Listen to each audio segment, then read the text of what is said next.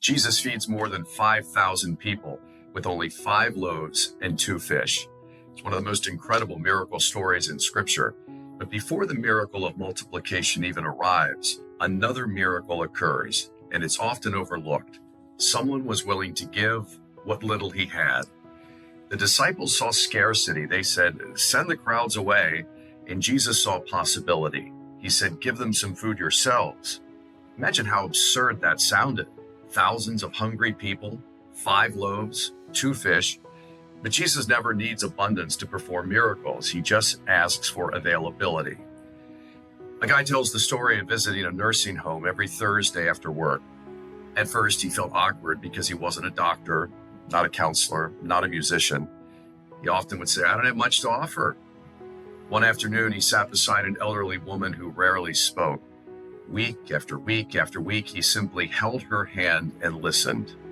Months later, after she died, her daughter found a note in her mom's room, and it read, "The young man who comes on Thursday reminds me that God has not forgotten me."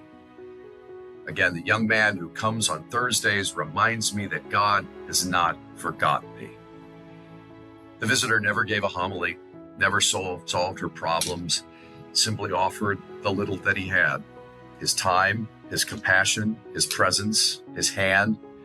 And what seemed small became something much greater in God's hands. And that's precisely what happens in today's gospel. We sometimes tell ourselves, "I don't know enough. I don't have enough. I don't have enough money. I don't have enough time. I don't have enough talent. I don't have enough whatever." And Jesus isn't asking if what we have is enough. He's asking whether we're willing to place it in his hands. And the same is true every time we come to Mass. At the offertory, we bring ordinary gifts: bread, wine, fairly ordinary. They seem so small, so basic, yet through the power of Christ, they become his very body and very blood. God delights in taking ordinary things and making them extraordinary. That's just what he does. And the Eucharist is the greatest example of God's multiplication ever.